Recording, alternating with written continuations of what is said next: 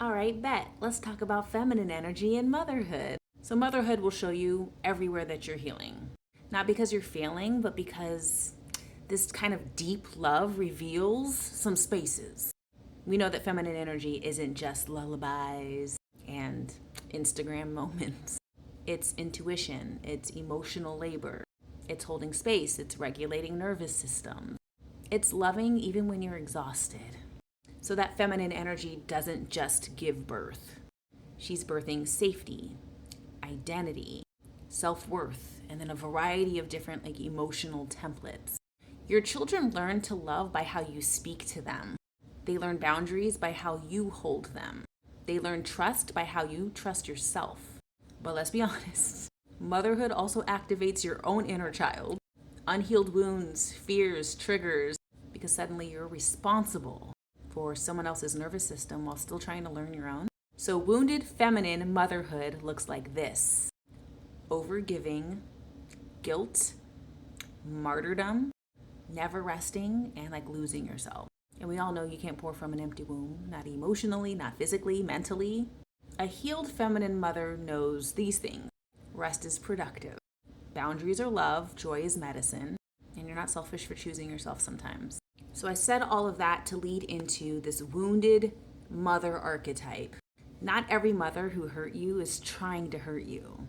Some were just hurting themselves. The wounded mother archetype is really the woman who never got to be a child. Grew up too fast, had to survive, suppressing needs, performing strength.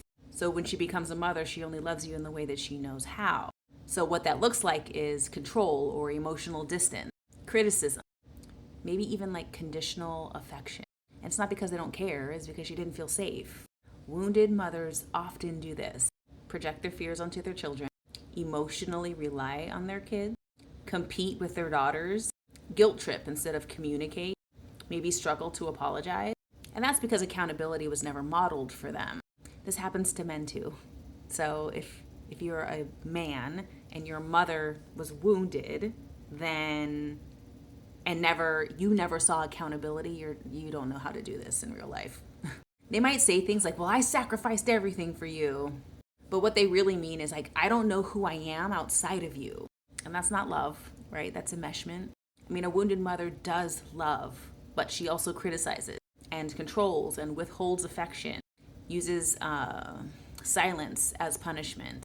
So then she unconsciously passes this behavior down, and your nervous system is learning three things: I have to be good to be loved, I have to perform to be chosen, and I have to suppress myself to keep the peace. This is where people pleasing begins. This is where anxious attachment styles begin. This is where overgiving begins. So two truths can exist here.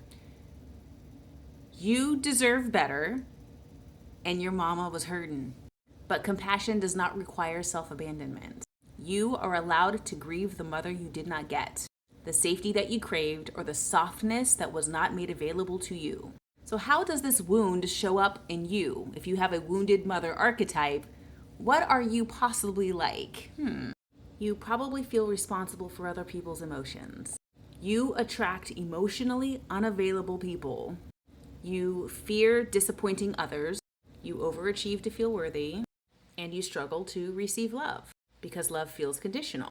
And you might still hear her voice in your head. You're too much. You're not enough. Why can't you be more like, right? That's not your intuition. That's unhealed trauma. How do we break the cycle? Healing a mother wound looks like this: setting boundaries, reparenting yourself, choosing softness, allowing joy, just flat out refusing to repeat patterns. And you get to mother yourself now. You get to say things like, "I'm proud of you. You're safe to rest. You don't have to earn love. You don't have to carry her pain or fix her wounds or explain her behavior." You know, I got some action steps. Write these down. What did I need that I didn't receive?